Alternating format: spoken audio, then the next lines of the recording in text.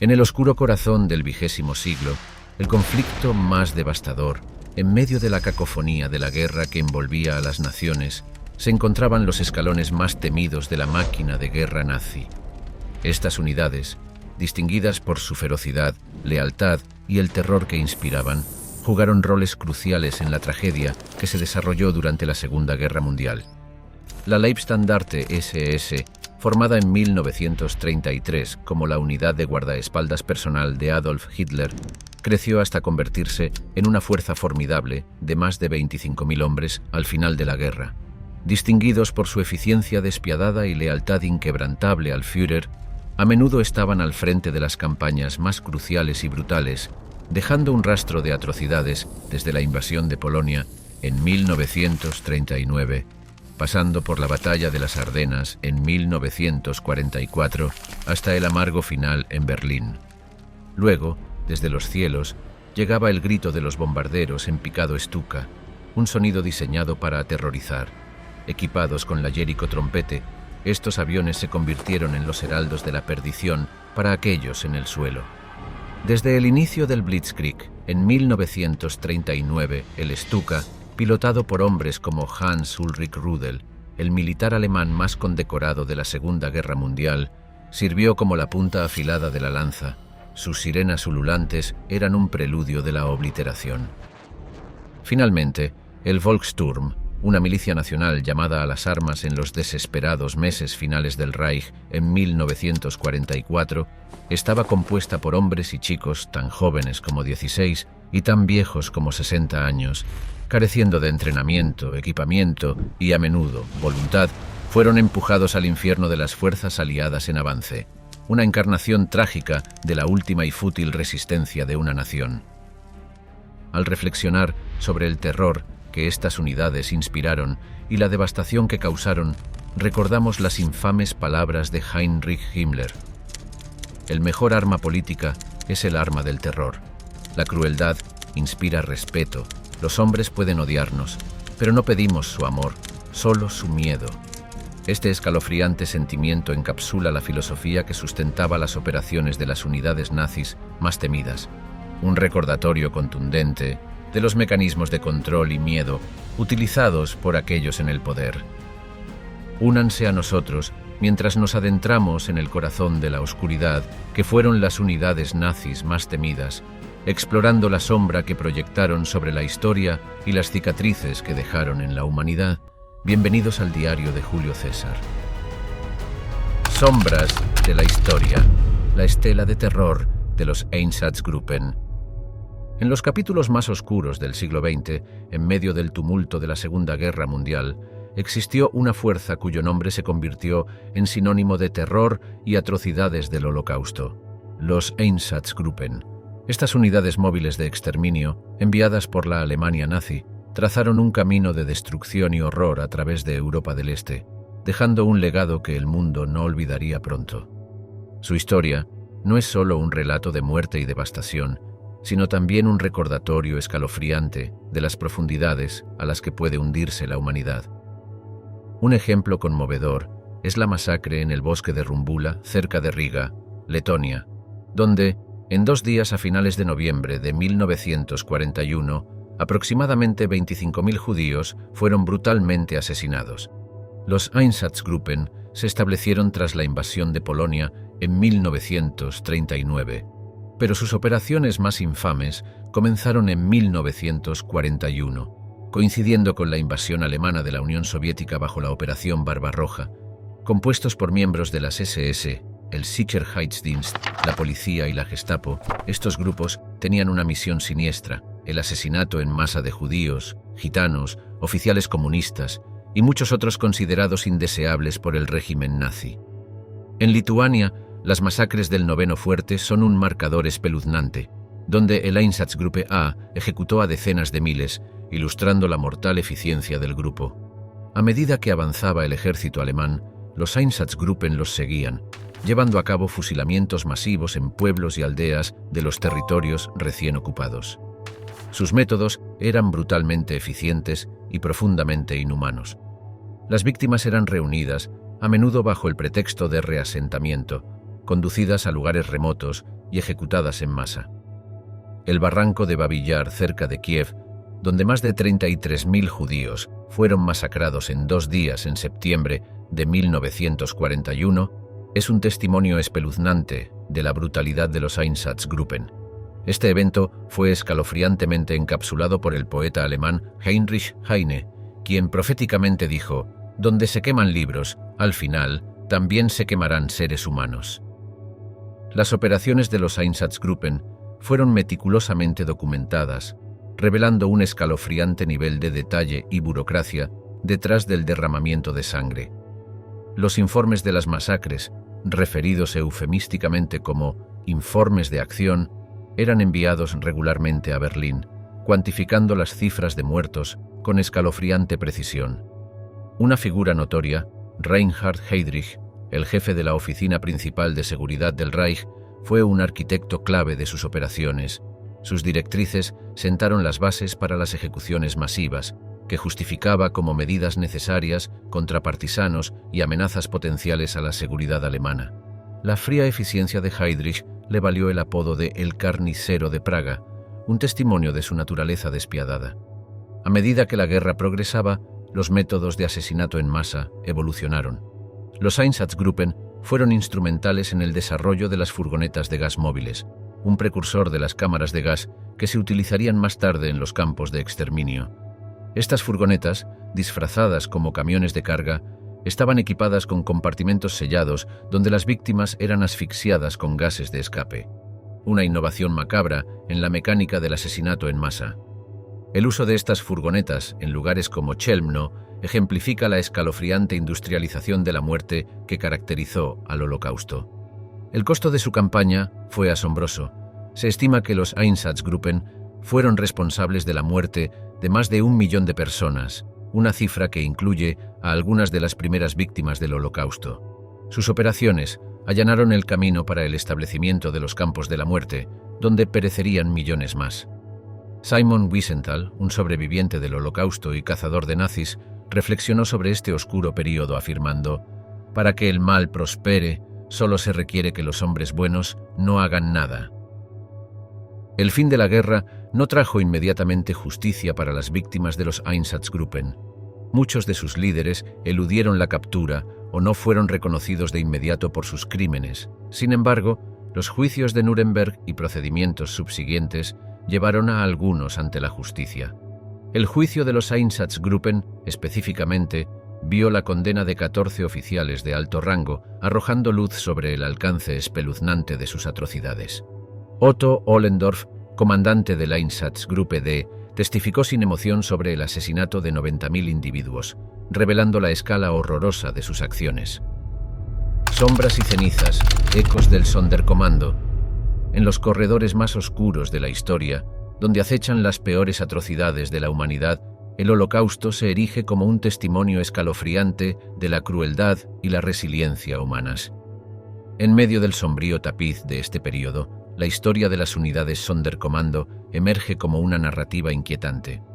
Estos grupos, compuestos por prisioneros dentro de los campos de concentración nazis, se encontraron en un papel de pesadilla: operar las cámaras de gas y los crematorios, la siniestra maquinaria del genocidio. La formación de las unidades Sonderkommando es una historia arraigada a principios de los años 40, cuando los nazis emprendieron su solución final para exterminar a la población judía. Estas unidades eran una presencia constante en campos como Auschwitz-Birkenau, Sobibor, Treblinka y Majdanek. Hombres, a menudo prisioneros judíos, eran reclutados a la fuerza por su fuerza física o porque las heridas los hacían ineptos para otros trabajos. Esta selección era una perversa lotería de supervivencia, asegurando su supervivencia temporal al profundo costo de facilitar el exterminio de su gente. Primo Levi, un sobreviviente del Holocausto, capturó conmovedoramente el dilema moral enfrentado por estos hombres. Los monstruos existen, pero son demasiado pocos para ser verdaderamente peligrosos. Más peligrosos son los hombres comunes, los burócratas listos para creer y actuar sin hacer preguntas. Estos hombres, segregados de sus compañeros prisioneros, fueron coaccionados a realizar las tareas más macabras imaginables: guiar a las víctimas a las cámaras de gas, extraer dientes de oro, cortar el cabello y disponer de los cuerpos mediante cremación o enterramiento en fosas comunes. Su trabajo también implicaba la lúgubre clasificación de las pertenencias de las víctimas, una inquietante colección de efectos personales que eran enviados de regreso a Alemania.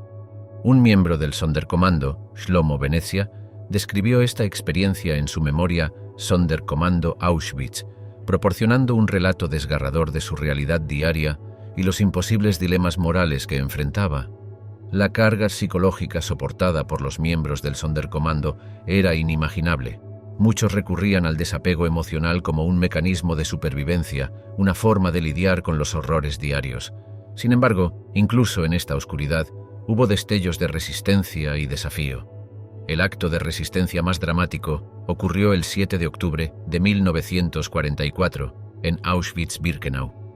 Miembros del Sonderkommando, impulsados por una desesperación por la libertad y la retribución, orquestaron un levantamiento. Utilizando explosivos proporcionados clandestinamente por prisioneras de una fábrica de municiones cercana, destruyeron el crematorio 4. A pesar de sus esfuerzos, la rebelión fue rápidamente sofocada, con los supervivientes siendo asesinados en combate o ejecutados poco después. Esta revuelta, aunque finalmente fue aplastada, subrayó su indomable espíritu, encapsulado en las palabras de Primo Levi: «Somos esclavos, privados de todo derecho, expuestos a todo insulto, condenados a una muerte segura, pero aún poseemos un poder y debemos defenderlo con todas nuestras fuerzas porque es el último, el poder de negar nuestro consentimiento». La narrativa del Sonderkommando está cargada de complejidad moral, una historia de supervivencia bajo las condiciones más grotescas imaginables. Estos hombres, coaccionados a un papel horripilante por sus captores, encarnan un profundo dilema ético, a menudo juzgados por la historia con el beneficio de la retrospectiva. Su historia nos desafía a contemplar las profundidades de la desesperación humana y el instinto de supervivencia. Los relatos de los supervivientes y los documentos han iluminado gradualmente sus experiencias, ofreciendo una ventana a una prueba inimaginable. Las memorias de Philipp Müller, Eyewitness Auschwitz, y las fotografías clandestinas tomadas por miembros del Sonderkommando que arriesgaron sus vidas para documentar la verdad, son cruciales para nuestra comprensión de su sufrimiento. Guardianes del cielo, los ecos de las unidades Flak alemanas en la Segunda Guerra Mundial. Cuando las nubes de tormenta de la Segunda Guerra Mundial oscurecieron el horizonte europeo, el ejército alemán fortaleció su arsenal con una serie de armas formidables. Entre ellas, las unidades Flak, equipadas con la formidable Flugabwehrkanone, cañón antiaéreo, se erigieron como los centinelas de acero contra las fuerzas aéreas aliadas. Desde los primeros días de la guerra, estas unidades se convirtieron en la columna vertebral de hierro de la defensa aérea del Reich, un elemento crítico en la estrategia de la Luftwaffe para dominar los cielos. La evolución de la artillería Flak abarcó desde los ágiles cañones de 20 milímetros hasta los icónicos cañones de 88 milímetros, conocidos por su versatilidad tanto en roles antiaéreos como antitanques. Estos últimos, introducidos en la Guerra Civil Española en 1936, alcanzaron un estatus legendario por su precisión y potencia. Fue durante la Batalla de Gran Bretaña, en 1940, cuando la efectividad de estas unidades se puso a prueba a gran escala. Los cielos de Londres fueron testigos de la mortal danza entre los bombarderos de la RAF y el fuego implacable de las baterías Flak alemanas. El general Erwin Rommel, el mismo zorro del desierto, comentó sobre la destreza del cañón de 88 milímetros diciendo: «Dame un cañón de 88 milímetros y convertiré cualquier cabeza de playa en una picadora de carne». Estacionadas desde los desiertos del norte de África hasta el frío corazón del frente ruso, las unidades Flak crearon una red mortal de defensa. En ciudades como Berlín, más de 1.500 torres Flak, algunas tan altas como 70 metros, se erigieron como sombríos guardianes contra los bombarderos aliados. El Valle del Ruhr, con sus vitales complejos industriales, estaba tan densamente poblado con defensas Flak que se le conocía como el Callejón Flak.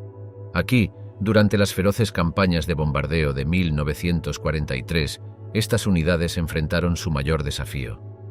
El notorio ataque a Essen en marzo de ese año vio a los defensores de la ciudad en una feroz batalla contra una flota de más de 300 bombarderos, derribando una docena en una sola noche, un testimonio de su mortal eficiencia. El corazón y el alma de estas unidades eran sus tripulaciones, que iban desde personal experimentado de la Luftwaffe hasta, a medida que la guerra se prolongaba, chicos adolescentes de las juventudes hitlerianas. La vida diaria de un artillero flak era una de constante vigilancia y combate, repentino e intenso. Su mundo era uno donde el rugido de los motores sobre sus cabezas significaba que una danza con la muerte era inminente. Un relato conmovedor proviene de Heinrich Böll, quien más tarde ganaría el Premio Nobel de Literatura, recordando su tiempo como ayudante flak. Vivíamos en un mundo de ruido y fuego, donde mirar hacia arriba era ver nuestros miedos grabados contra el cielo. La efectividad de las defensas flak se demostró vívidamente durante la Operación Gomorra, el catastrófico bombardeo de Hamburgo en julio de 1943. A pesar del implacable asalto de más de 9.000 toneladas de bombas, las unidades flak de la ciudad lograron infligir pérdidas significativas a las fuerzas atacantes. Sin embargo, el volumen abrumador de bombarderos entrantes y la introducción de nuevas tácticas, como el uso de ventanas, papel de aluminio, para confundir el radar, eventualmente abrumaron a los defensores. Los ataques dejaron al descubierto las limitaciones incluso de las defensas terrestres más formidables contra una ofensiva aérea determinada. Las historias personales de valentía y tragedia abundan dentro de las filas de las unidades flak. El diario de Karl Mayer, detallando sus experiencias como ayudante flak de 16 años en Berlín, ofrece un atisbo inquietante de la vida de aquellos atrapados en el torbellino de la guerra.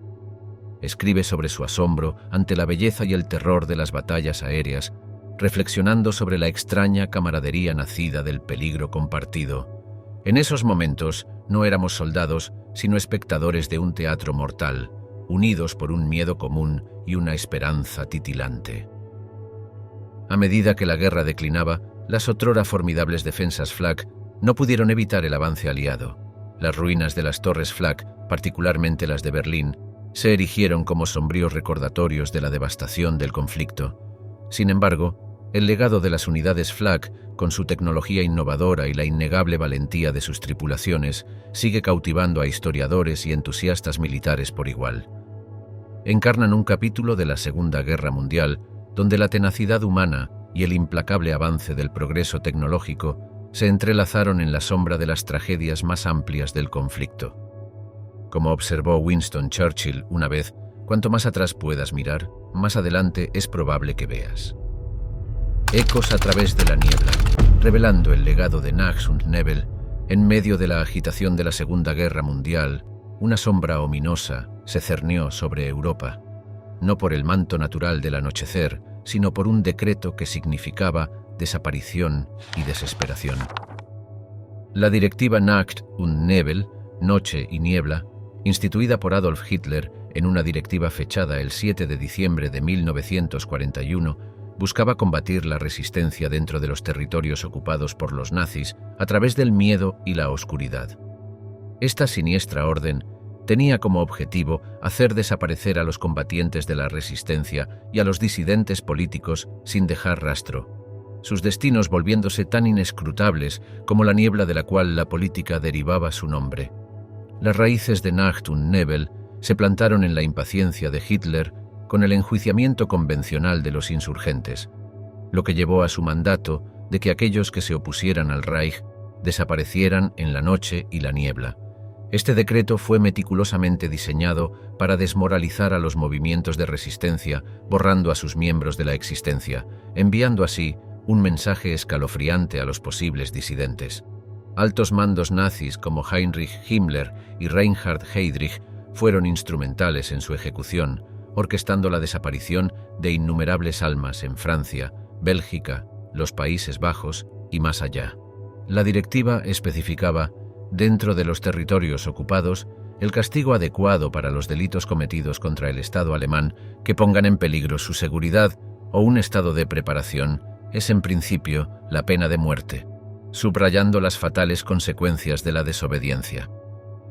En Francia, la historia de Jean Moulin se erige como un testimonio conmovedor del alcance del decreto. Moulin, una figura destacada de la resistencia francesa, fue arrestado en 1943 y sometido a brutal interrogatorio por la Gestapo. Aunque no desapareció de la manera de Nacht und Nebel, su destino final, muriendo bajo tortura sin revelar ninguna información, encarna el espíritu de resistencia que el decreto intentaba extinguir. Su liderazgo y sacrificio se han convertido en emblemáticos de la lucha francesa contra la opresión nazi. La ejecución del decreto fue tan meticulosa como despiadada. Unidades especiales, incluidas la Gestapo y las SS, desempeñaron roles siniestros en este teatro de sombras, secuestrando a individuos bajo el amparo de la oscuridad y llevándolos a destinos desconocidos. Uno de esos lugares fue el campo de concentración de Natzweiler-Struthof, enclavado en las montañas de los Vosgos en Francia, que se convirtió en un destino para muchos prisioneros de Nacht und Nebel. Allí, en medio de la desolación y la brutalidad, individuos como el sacerdote belga Maxime Steinberg y el miembro de la resistencia francesa André Scheinmann enfrentaron la prueba definitiva de la resistencia humana. Sus historias, un testimonio de la resiliencia del espíritu humano. La guerra psicológica librada por Nacht und Nebel se extendió a los corazones de las comunidades ocupadas. La incertidumbre de no saber el destino de los seres queridos era una táctica deliberada, destinada a difundir terror y desánimo. El caso del movimiento Rosa Blanca en Alemania, donde los hermanos Hans y Sophie Scholl fueron ejecutados por su distribución de folletos antinazis, refleja la atmósfera general de miedo que el decreto buscaba instaurar. Sus famosas palabras: «No guardaremos silencio, somos tu mala conciencia, la Rosa Blanca no te dejará en paz», resuenan con la misma rebeldía que Nacht und Nebel estaba diseñado para suprimir. A pesar del efecto pretendido de Nacht und Nebel de sofocar la resistencia, el espíritu de desafío ardió intensamente en toda Europa. Los maquis franceses, el Ejército Nacional Polaco y otros grupos de resistencia continuaron sus operaciones clandestinas, fortalecidos en lugar de quebrantados por las amenazas que enfrentaban. Los propios informes de la Gestapo notaban con renuencia las continuas actividades de estos grupos, un testimonio de la voluntad indomable de aquellos que luchaban contra la tiranía. El legado de Nacht und Nebel, con sus relatos de héroes desaparecidos y los gritos silenciosos de los invisibles, sirve como un recordatorio sombrío de las profundidades de la crueldad humana y las alturas del valor. Las historias de individuos como el luchador de la resistencia noruego Jan Valsrud, quien escapó milagrosamente de la captura nazi y soportó un viaje angustioso a través de los paisajes nevados de Escandinavia, inspiran asombro y respeto por la resiliencia del espíritu humano. Sombras del Reich, el ascenso y transformación de la Schutzstaffel. En los oscuros pasillos de la historia, la Schutzstaffel, o SS, emerge como un emblema siniestro del reinado de terror de la Alemania nazi. Este cuerpo de élite, nacido de las cenizas de la derrota y la humillación nacional tras la Primera Guerra Mundial, evolucionó de la guardia personal de Adolf Hitler a una monstruosa hidra, con sus muchas cabezas presidiendo los actos más oscuros del Tercer Reich. Formada inicialmente en 1925 para proteger a Hitler, la SS era un equipo de solo 8 hombres liderado por Julius Schreck, quien imaginó un grupo leal, unido por una fe inquebrantable en la causa nazi. Esta pequeña unidad, vistiendo sus distintivos uniformes negros, rápidamente se convirtió en un símbolo de lealtad inquebrantable y miedo, actuando como la vanguardia de las ambiciones de Hitler. Heinrich Himmler, una figura ambiciosa y fríamente calculadora, tomó las riendas en 1929, transformando la SS de una guardia personal en un ejército ideológico destinado a imponer las políticas raciales nazis. La visión de Himmler era clara. El hombre de la SS se distingue por su lealtad, su obediencia y su honor. Bajo la dirección de Himmler, la SS se expandió en una organización dual que comprendía la Allgemeine SS, que vigilaba la pureza de la sangre alemana, y la Waffen-SS, una formidable fuerza militar. Esta última, participando en numerosas batallas por toda Europa, creció a más de 800.000 miembros al final de la guerra, ilustrando la metamorfosis de la SS en un pilar central del poder nazi. El alcance de la SS era extenso, supervisando la Gestapo y el SD, Servicio de Seguridad, instrumentos clave en la siniestra maquinaria que ejecutó el Holocausto. Mientras tanto, la Waffen-SS se ganó una reputación por su destreza militar y brutal eficiencia.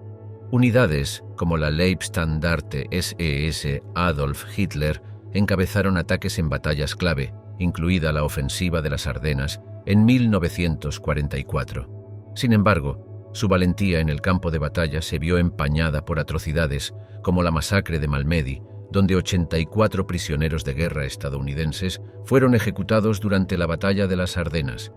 La SS también impuso la logística sombría del Holocausto, gestionando campos de concentración y exterminio. Campos como Auschwitz, supervisado por Rudolf Höss, se convirtieron en fábricas de muerte donde perecieron millones. La doctrina de pureza racial de la SS se aplicó con una crueldad resumida por Höss. El Führer ha ordenado la solución final de la cuestión judía. Nosotros, la SS, debemos cumplir esta orden. Dentro de Alemania, la Allgemeine SS se incrustó en el tejido de la sociedad, asegurando que la ideología nazi permease cada aspecto de la vida alemana. A través de acciones como el pogromo de la Noche de los Cristales Rotos en noviembre de 1938, la SS demostró su papel como ejecutor de la voluntad del régimen, un hecho escalofriantemente articulado por Himmler. Sé que hay muchas personas en Alemania que se sienten enfermas al ver este uniforme negro de la SS. Entendemos esto y no esperamos ser amados. A medida que la guerra se volvió en contra de Alemania, la fortuna de la SS disminuyó. Líderes como Himmler buscaron negociar con los aliados, traicionando una desesperación que desmentía su antigua invencibilidad. El fin de la guerra vio a la SS disuelta, sus líderes juzgados en Nuremberg y su legado marcado indeleblemente como un símbolo de la crueldad humana. Los juicios de Nuremberg, que vieron a figuras como Ohlendorf sentenciadas a muerte, subrayaron la repulsa de la comunidad internacional hacia los crímenes de la SS contra la humanidad. Silbidos de guerra, la sinfonía del miedo del Stuka.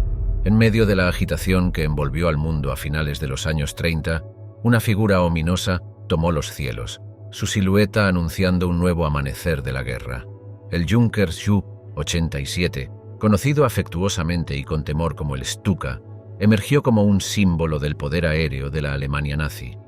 Su diseño no era solo para la supremacía aérea, sino para la dominación psicológica. Desde su primer despliegue en la Guerra Civil Española hasta su uso generalizado en la Segunda Guerra Mundial, el Stuka se convirtió en un heraldo del terror. Desarrollado por la firma alemana Junkers a principios de los años 30, el Stuka fue una maravilla de la ingeniería, diseñado para apoyar las tácticas de Blitzkrieg que se volverían sinónimas con la guerra nazi. Su vuelo inaugural en 1935 reveló una máquina construida para la precisión y el terror. Su tren de aterrizaje fijo y las alas de gaviota invertidas le dieron una apariencia distintiva y amenazante, pero fue la Jericho trompete, una sirena cuyo aullido imitaba la caída de los muros bíblicos de Jericó, lo que cementó su lugar en los anales de la guerra. Hugo Junkers, el diseñador de la aeronave, quizás no había previsto el miedo que su creación inspiraría. La primera prueba del Stuka llegó con la Guerra Civil Española, 1936 a 1939, donde sirvió bajo la Legión Cóndor, una unidad compuesta por voluntarios de la Luftwaffe alemana. Aquí, el Ju-87 perfeccionó su arte de destrucción, su sirena sonando el toque de difuntos para aquellos en tierra. Su impacto psicológico fue inmediatamente aparente, como lo describió Ernest Hemingway en sus despachos, notando el ruido antinatural como un gigante rasgando hojas de seda que desmoralizaba a las fuerzas republicanas. La Segunda Guerra Mundial vio expandirse el papel del Stuka, convirtiéndose en un símbolo de las primeras victorias alemanas. Sus bombardeos de precisión fueron críticos en las campañas de Blitzkrieg, notablemente en Polonia, 1939, y Francia, 1940. Las sirenas, instaladas en las patas del Stuka, no eran solo para mostrar. Jugaban un papel crítico en la estrategia de terror nazi. Hermann Göring, jefe de la Luftwaffe, se jactaba de la capacidad del Stuka para infundir miedo en los corazones de los enemigos de Alemania, afirmando que valía tanto como un batallón de soldados. A pesar de su temible reputación, las limitaciones del Stuka se hicieron evidentes a medida que la guerra progresaba. Su baja velocidad lo hacía vulnerable a los cazas enemigos, una falla expuesta durante la Batalla de Gran Bretaña en 1940. Sin embargo, pilotos como Hans Ulrich Rudel desafiaron estas limitaciones. Rudel, el militar alemán más condecorado, voló Stukas en el frente oriental, destruyendo cientos de tanques y ganándose la Cruz de Caballero de la Cruz de Hierro con hojas de roble doradas, espadas y diamantes. Sus hazañas, incluyendo sobrevivir a 30 derribos de aviones, subrayaron el potencial del Stuka cuando era manejado por un piloto hábil. Sin embargo, a medida que la guerra se volvía en contra de Alemania, el Stuka se encontró superado por aviones más avanzados. Aún así, su huella psicológica permaneció imborrable. El sonido de su sirena, diseñada para aterrorizar, se había grabado en los recuerdos de quienes la escucharon. El propio Rudel capturó la esencia del papel del Stuka, afirmando: el punto del Ju-87, que ningún otro avión en el mundo tenía, era el efecto psicológico del bombardeo en picado, tenía un efecto increíble. Sombras bajo las olas, la saga de las flotas de submarinos. En las turbias profundidades de los océanos del mundo, donde el silencio es tanto un sudario como un escudo, las flotas de submarinos de la Armada alemana grabaron su nombre en los anales de la guerra marítima con tinta indeleble. Esta saga, que se desarrolla a lo largo de la tumultuosa extensión de ambas guerras mundiales, es un testimonio de la ingeniosidad humana, la valentía y el oscuro atractivo de las profundidades. La puesta en servicio del U-1 en 1906 marcó el silencioso comienzo de una fuerza que llegaría a aterrorizar a las marinas navales y mercantes aliadas. Sin embargo, fue durante la Primera Guerra Mundial que los submarinos dejaron su primera huella oscura en la historia. Operando bajo el escalofriante principio de la guerra submarina sin restricciones, estos Unterseeboote tenían como objetivo estrangular las islas británicas, cortando las líneas de suministro. El hundimiento del RMS Lusitania, el 7 de mayo de 1915, con 1.198 almas sumergiéndose en el frío abismo atlántico, subrayó la letal eficiencia de esta estrategia. Esta tragedia también sirvió para galvanizar la opinión pública contra Alemania, particularmente en los Estados Unidos, acercándolos más al conflicto. Winston Churchill, reflexionando sobre la amenaza submarina, comentó más tarde: «Lo único que realmente me asustó durante la guerra fue el peligro de los submarinos».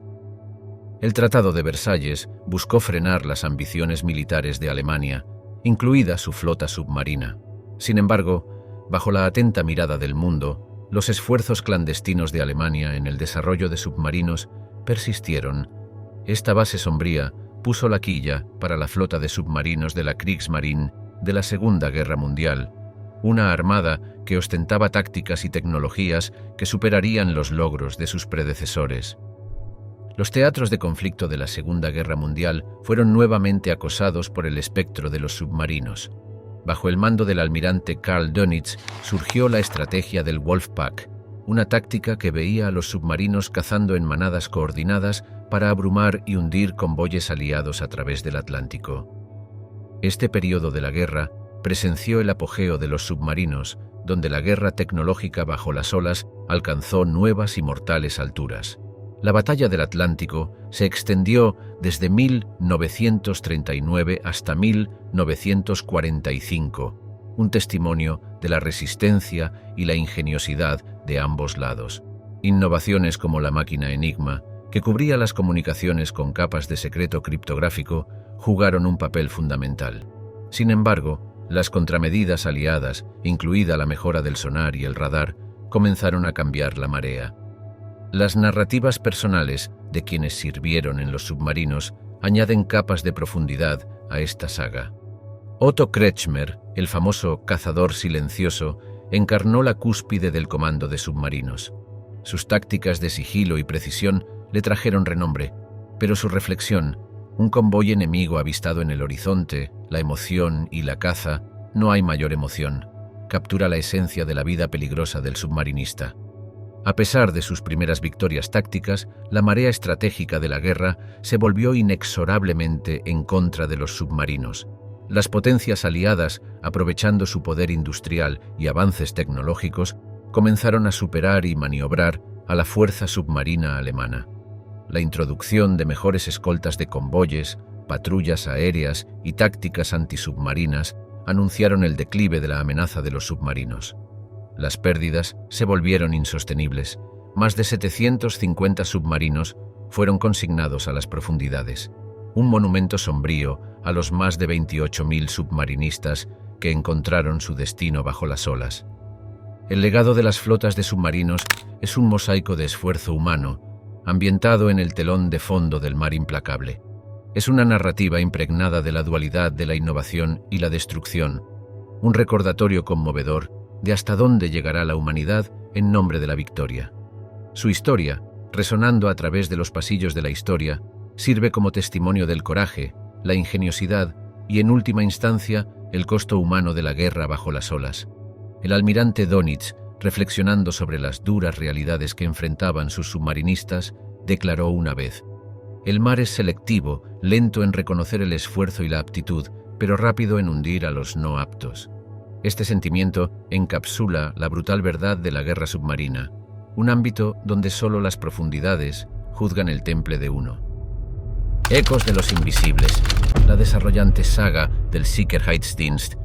En los oscuros corredores de la historia, el Sicherheitsdienst, SD, se erige como un monumento a los extremos de la ambición y la crueldad humanas. Establecido en 1931, bajo la atenta mirada de Heinrich Himmler y el siniestro genio Reinhard Heydrich, el SD no era simplemente un servicio de inteligencia, era el corazón de la oscuridad en el centro de la ideología nazi. Creció en poder y alcance, reflejando la expansión del Reich, hasta que su nombre se volvió sinónimo de miedo y opresión en toda Europa. La transformación del SD en una herramienta de terror generalizado no fue ni accidental ni repentina. Para cuando Alemania invadió Polonia el 1 de septiembre de 1939, el SD había perfeccionado el arte de la purga política. La Operación Tannenberg y la subsecuente Intelligenzaktion fueron sombríos testimonios de esta maestría, llevando a la muerte de decenas de miles de intelectuales, clérigos y nobles polacos. Los arquitectos de estas operaciones, hombres como Franz Six y Bruno Streckenbach, operaban con fría precisión, guiados por una creencia que Reinhard Heydrich expresó sucintamente: «Debemos aniquilar a la intelectualidad, ese es y sigue siendo el enemigo». El alcance del SD no se limitaba a los territorios bajo ocupación militar alemana. Su ala de inteligencia exterior, el AMT-6, buscaba extender la red de influencia nazi a través de los continentes. Intrigantes operaciones, como aquellas destinadas a fomentar la rebelión contra el dominio británico en India, fueron encabezadas por figuras como Walter Schellenberg.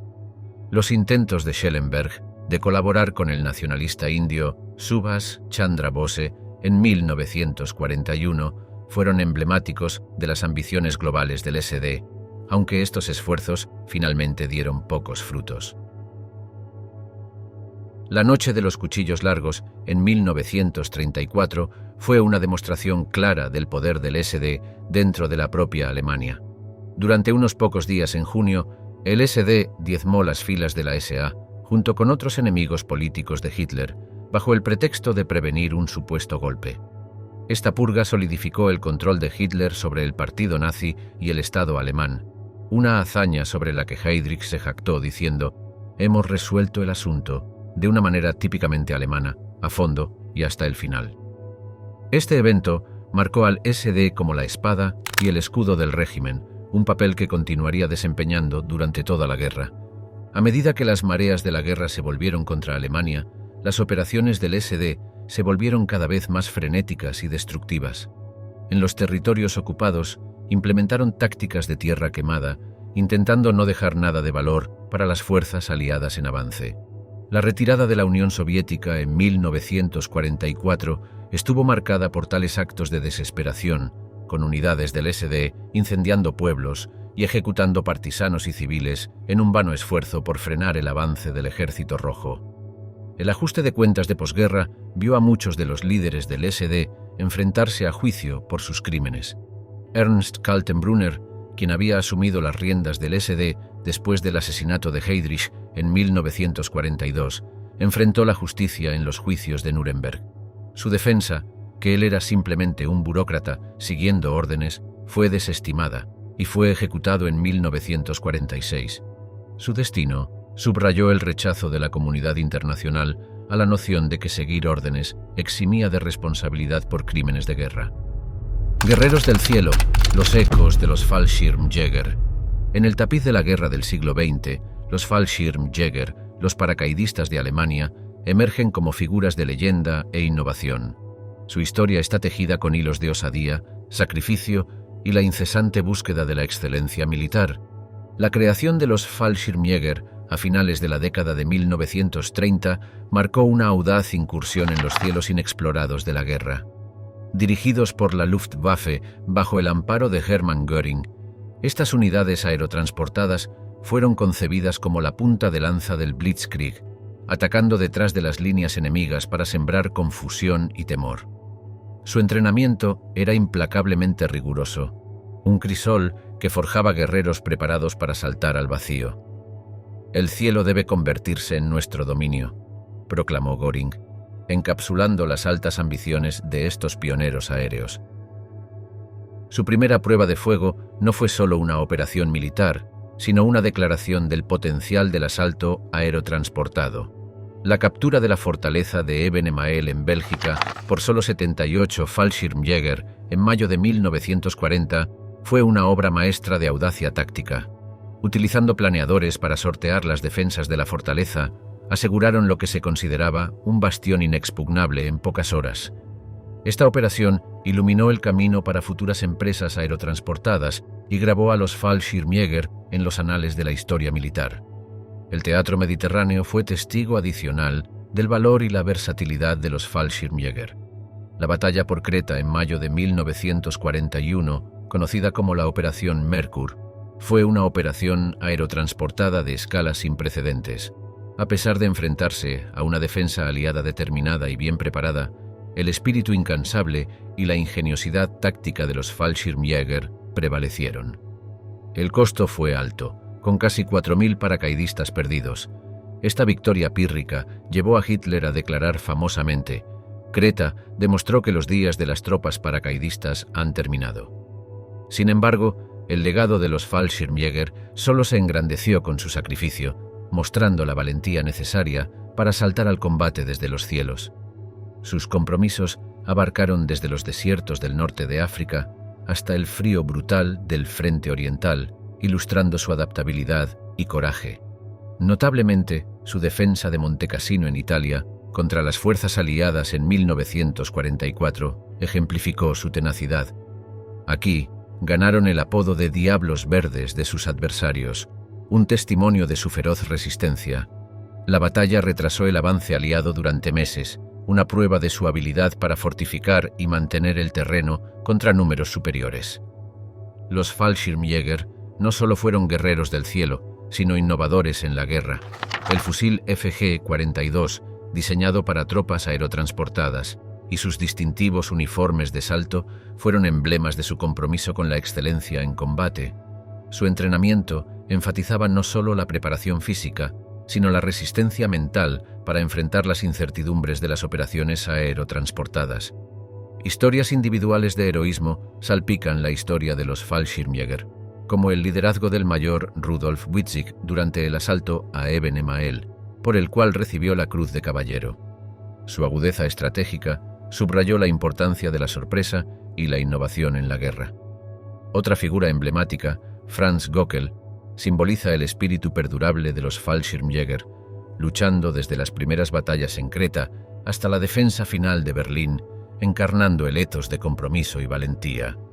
El legado de los Fallschirmjäger, sin embargo, es un tapiz con sombras. Su valentía y brillantez táctica eran inseparables de la narrativa más amplia y oscura del conflicto en el que formaban parte. Nos recuerdan la naturaleza dual de la innovación militar, una fuerza para la victoria y un presagio de devastación. Reflexionando sobre su historia, uno recuerda las palabras de Göring, no solo como una jactancia de supremacía aérea, sino como una meditación sobre el costo de la guerra. El cielo no era solo nuestro dominio, sino nuestro destino, un destino cargado de gloria y tragedia por igual. Sombras de valor e infamia. El complejo legado de las unidades Totenkopf. Dentro del vasto y oscuro tapiz de la Segunda Guerra Mundial, las unidades Totenkopf, o cabeza de muerte, emergen como figuras de una contradicción aterradora. Estos heraldos de la muerte, marcados por el escalofriante emblema de la calavera y las tibias cruzadas, recorrieron un camino que se entrelazó con los aspectos más oscuros de la naturaleza humana. Su historia, bordada con los hilos duales del valor y la atrocidad, ofrece un vistazo crudo al abismo en el que puede convertirse la guerra. Las semillas de las unidades Totenkopf se sembraron en el tumultuoso suelo de la temprana Alemania nazi, germinando dentro de los grupos paramilitares que impulsaron a Hitler al poder. Originalmente concebidas como guardianes de las instituciones más siniestras del régimen, los campos de concentración, su insignia se convirtió en sinónimo del terror y la opresión del Holocausto. Este período vio figuras como Heinrich Himmler, el arquitecto de la expansión de las SS, y Theodor Eicke, el formidable comandante de la división Totenkopf, ascender como encarnaciones de las ambiciones despiadadas del régimen. Eicke, en particular, moldeó la división con un credo de lealtad inquebrantable y brutalidad, afirmando famosamente: «Debemos ser duros, debemos ser sin piedad». Mientras los tambores de la guerra resonaban por Europa, las unidades Totenkopf cambiaron las llaves de carcelero por las armas de combatientes. La tercera división Panzer de las SS Totenkopf se formó oficialmente en octubre de 1939, sus filas llenas de hombres curtidos por su servicio en los campos de concentración. Bajo el liderazgo de Eicke, la división fue arrojada al infierno del Frente Oriental, donde rápidamente se distinguió durante la invasión de la Unión Soviética en junio de 1941. En batallas a través de las estepas congeladas, desde el sitio de Leningrado hasta las brutales confrontaciones cerca de Demiansk y Yarkov, la ferocidad de la división se convirtió en su sello distintivo. Sin embargo, esta ferocidad a menudo cruzaba la línea hacia la barbarie, como en la masacre de prisioneros soviéticos en Demiansk a principios de 1942, un sombrío testimonio de la doctrina despiadada de la división. El Frente Oriental también fue el escenario de las pruebas más desgarradoras y los logros más notables de la división. En la batalla de Kursk, en julio de 1943, la división Totenkopf, como parte de las Waffen-SS, participó en uno de los choques blindados más monumentales de la historia. A pesar de enfrentar fuerzas soviéticas abrumadoras, lucharon con una disciplina y tenacidad que por un momento trascendió su infame reputación.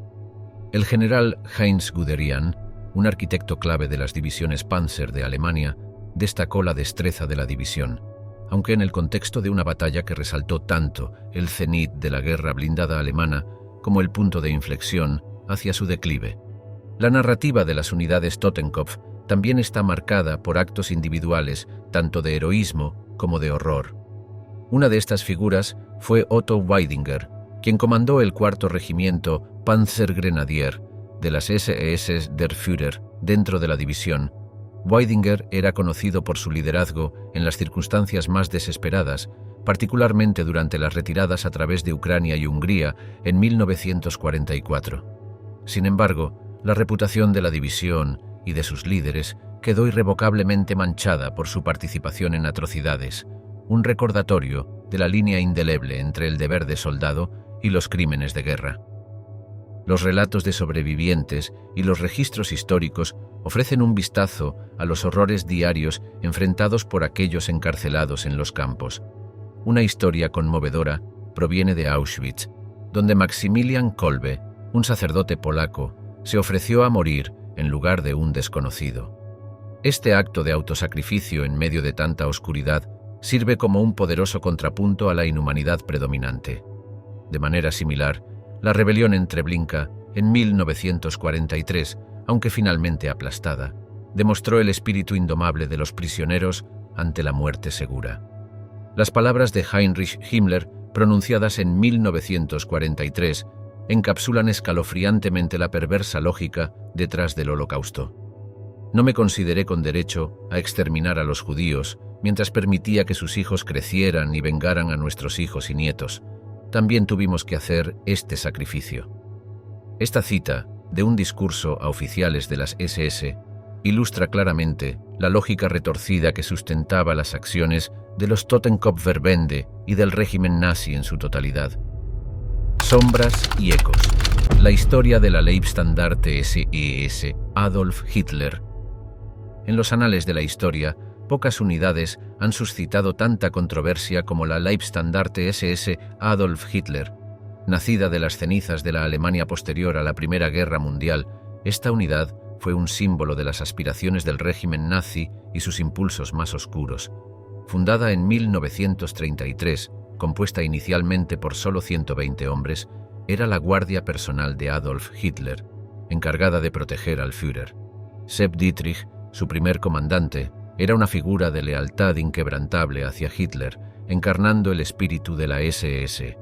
Bajo su liderazgo, la Leibstandarte creció hasta convertirse en una fuerza formidable, un microcosmos de la máquina militar nazi, expandiéndose rápidamente a medida que crecían las ambiciones de Hitler. Desde su inicio, la Leibstandarte fue más que una mera unidad militar. Era una vanguardia ideológica. A medida que se convirtió en un regimiento mecanizado al estallar la Segunda Guerra Mundial, sus filas se llenaron de hombres adoctrinados en la ideología nacionalsocialista, dispuestos a dar la vida por Hitler. Su lema, Meine Ehre heißt Treue, mi honor es la lealtad, reflejaba un compromiso ilimitado con la causa nazi. Esta unidad estuvo al frente del Blitzkrieg en Polonia en 1939, mostrando no solo destreza militar, sino también una eficiencia brutal que se convertiría en su sello distintivo. La invasión de Polonia, aunque fue un triunfo militar, también reveló el oscuro papel de la unidad en la ejecución de las políticas raciales nazis, sentando un precedente para sus acciones a lo largo de la guerra. El camino de la Leibstandarte a través de Europa estuvo marcado por derramamientos de sangre y honores de batalla. En Francia, en 1940, los avances relámpago de la unidad ejemplificaron la guerra relámpago, ganando a sus miembros numerosas cruces de hierro. Sin embargo, fue en el este, durante la invasión de la Unión Soviética en 1941, donde la doble naturaleza de la Leibstandarte se hizo más evidente. El papel de la unidad en la masacre de civiles y prisioneros de guerra subrayó el compromiso de la SS con la guerra ideológica contra el bolchevismo. Uno de los líderes más notorios, Theodor Eicke, inculcó una disciplina despiadada, enfatizando que debemos exterminar a estos sinvergüenzas de raíz y rama, encapsulando el espíritu implacable de la SS. La Leibstandarte no solo fue participante en campañas militares, sino también en las atrocidades que acompañaron la ocupación nazi de Europa. La masacre de Oradour-sur-Glane en Francia en 1944, donde se mataron a 642 civiles, sigue siendo uno de los actos más atroces asociados con la unidad. De manera similar, su participación en las masacres en el Frente Oriental, como las ocurridas en la Unión Soviética, manchó su historial de manera indeleble. A pesar de estos oscuros actos, figuras como Joachim Peiper destacaron por su liderazgo en combate, encarnando el legado complejo de la Leibstandarte. El carisma y la habilidad táctica de Peiper fueron ensombrecidos por su participación en la masacre de Malmedy durante la Batalla de las Ardenas en 1944, donde se mataron prisioneros de guerra estadounidenses. En el ámbito de la batalla, la Leibstandarte se ganó una reputación temible. La batalla de Kursk en 1943 mostró su destreza táctica, ya que encabezó la ofensiva alemana. Sin embargo, el valor de la unidad en combate no podía blanquear su papel en los crímenes más amplios de la SS. A medida que la guerra se volvía en contra de Alemania, la Leibstandarte se encontró en retirada, luchando no por la visión del Führer, sino por la supervivencia en medio de las ruinas del Tercer Reich. La disolución de la unidad, al final de la guerra, marcó el fin de un capítulo escrito con sangre y valor, un capítulo que sería examinado a la luz fría de la justicia de posguerra. El destino de los miembros de la Leibstandarte después de la guerra varió, con algunos enfrentando juicio por sus acciones durante la guerra, mientras que otros se desvanecieron en las sombras de la historia. Los juicios de Nuremberg y los posteriores procesos por crímenes de guerra buscaron desentrañar la compleja red de responsabilidad y culpa. Figuras como Dietrich y Peiper se convirtieron en símbolos de la responsabilidad más amplia de la SS, sus legados entrelazados para siempre con la unidad a la que sirvieron. Sombras del silencio, el velo de hierro de la Gestapo sobre Alemania. En los tumultuosos ecos del temprano siglo XX, un nombre se susurraba con pavor y miedo: la Gestapo. Oficialmente nacida el 26 de abril de 1933 por Hermann Göring en Berlín, esta organización sombría se convirtió en la encarnación siniestra de la opresión nazi. Su fundación se arraigó en el oscuro deseo del régimen nazi bajo Adolf Hitler de silenciar la disidencia e imponer una ideología monolítica en toda Alemania.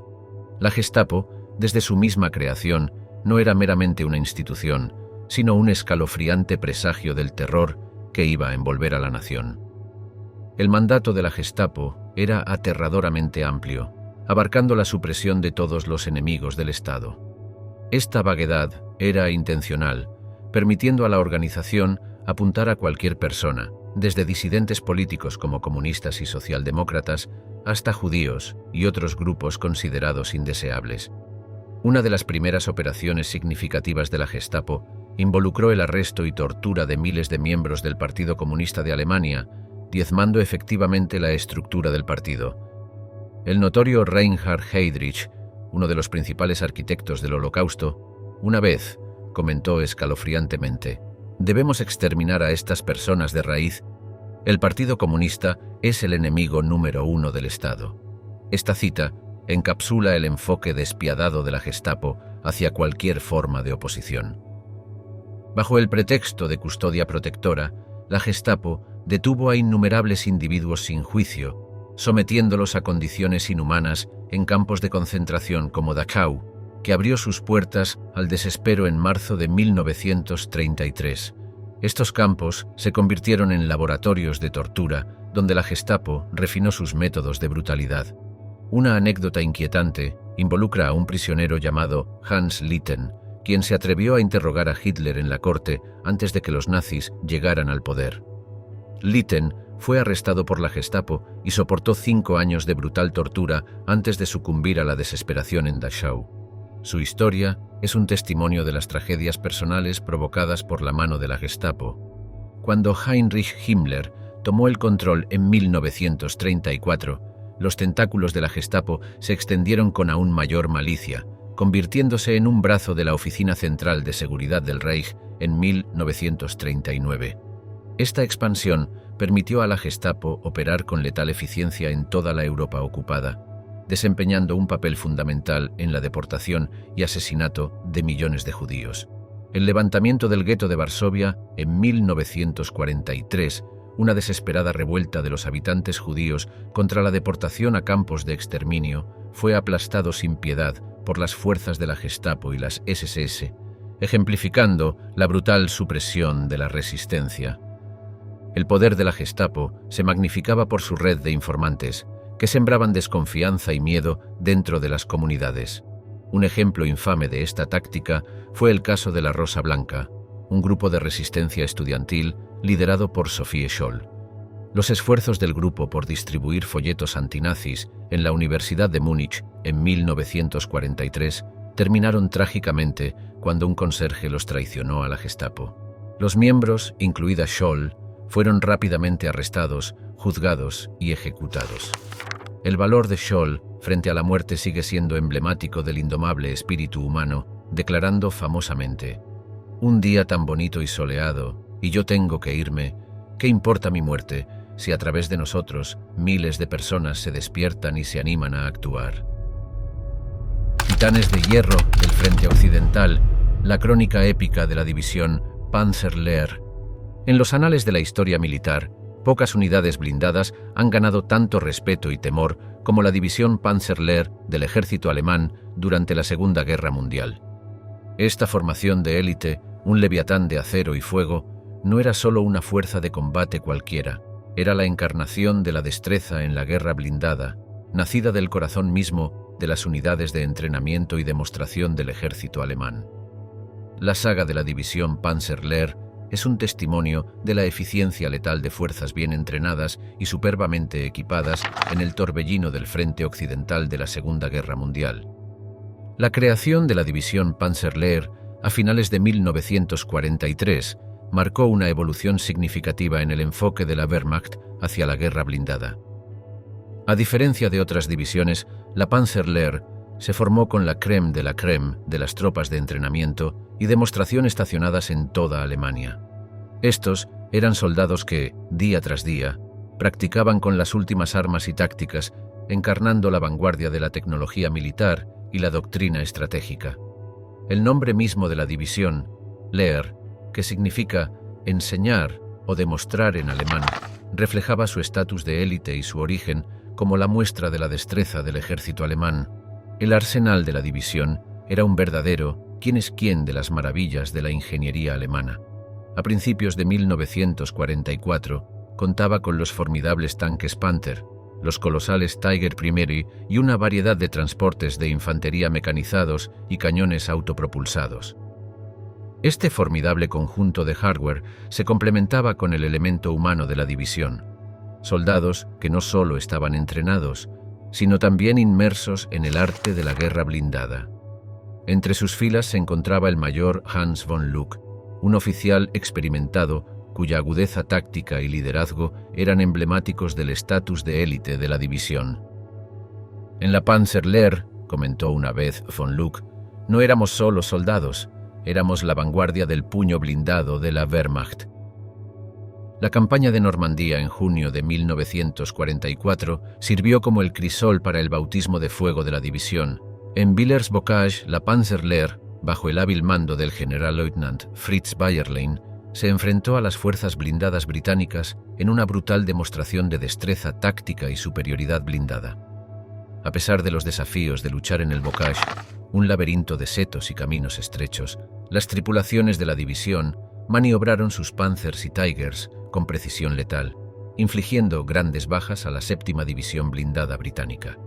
Este enfrentamiento, aunque costoso, mostró la destreza de la división en el combate blindado y preparó el escenario para su estatus legendario.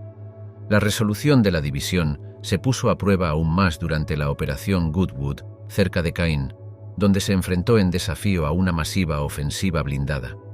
A pesar de estar superados en número y enfrentarse al poderío aéreo aliado, los soldados de la Panzerlehr mantuvieron su posición, encarnando el lema de la división, duro como el acero Krupp.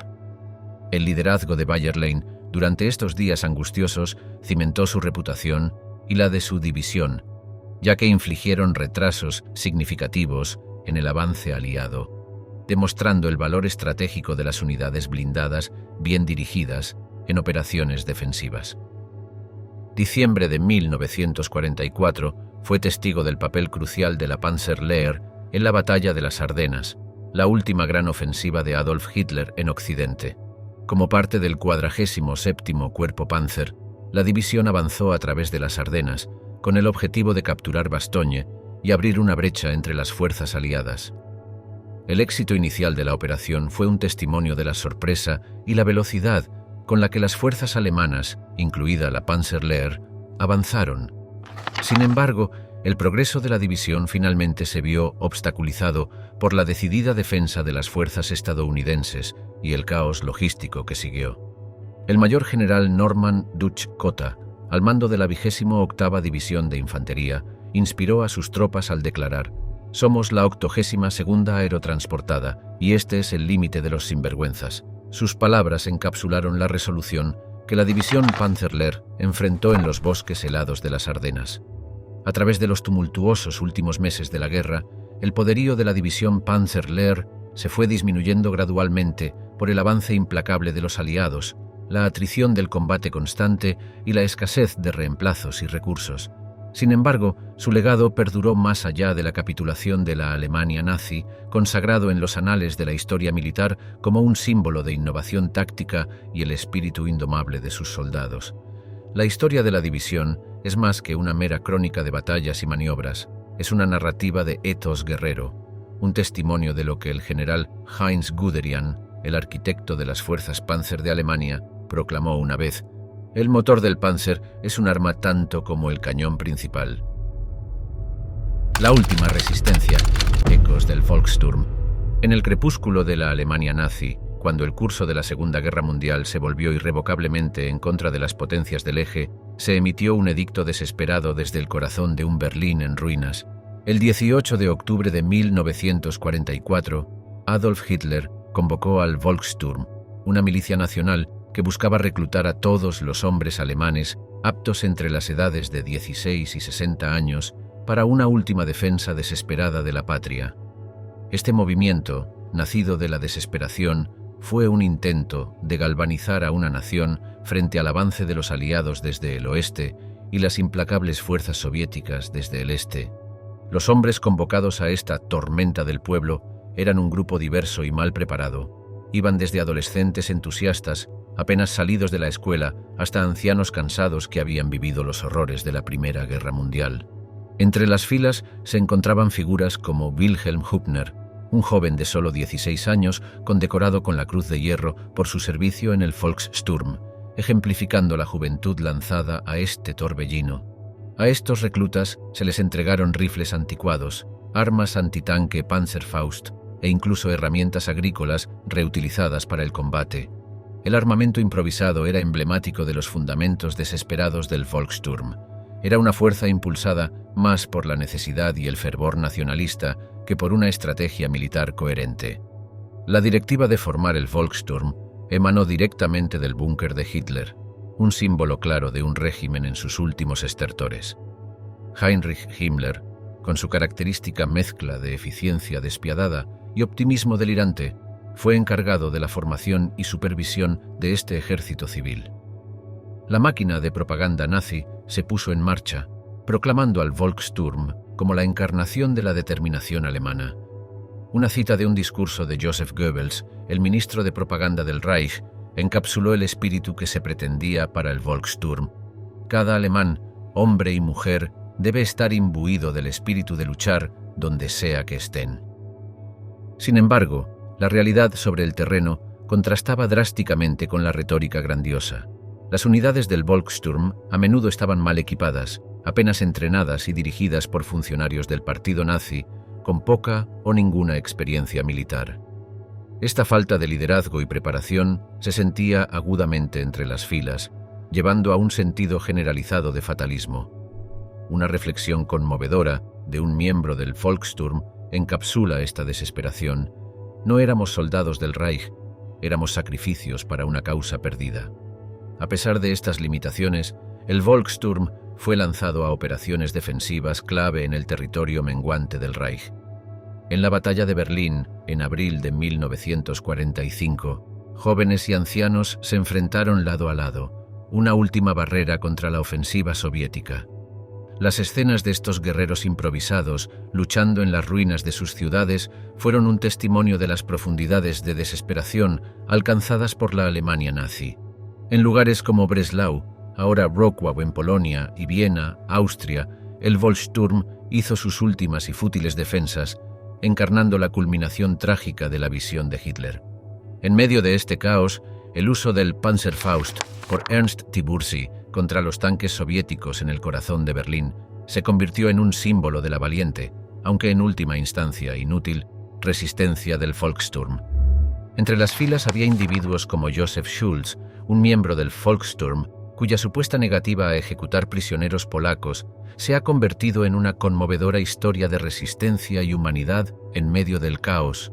Aunque la veracidad de tales relatos es debatida, ofrecen una visión del complejo tapiz de moralidad personal y deber nacional que definió la experiencia del Volkssturm. La disolución del Volkssturm reflejó el colapso del régimen nazi. Muchos de sus miembros fueron capturados o muertos en los últimos días de la guerra, mientras que los sobrevivientes regresaron a una nación en ruinas, sus vidas marcadas para siempre por sus experiencias. El Volkssturm, con todo su significado simbólico, fue una nota trágica en la historia de una guerra que llevó a la humanidad al límite. Mientras nos adentramos en las sombras que proyecta la historia, recorriendo los pasos de las unidades nazis más temidas, atravesamos un paisaje marcado por las huellas, tanto del genio como de la locura. Desde los paracaidistas espectrales de los Fallschirmjäger, descendiendo desde los cielos, hasta el avance implacable de las divisiones Panzer y la escalofriante presencia de las SS, cada historia es un hilo en el oscuro tapiz de la Segunda Guerra Mundial. Figuras como Kurt Student, arquitecto de los asaltos aéreos, y Heinrich Himmler, con su visión despiadada para las SS, nos recuerdan a los personajes complejos que jugaron roles en este drama global.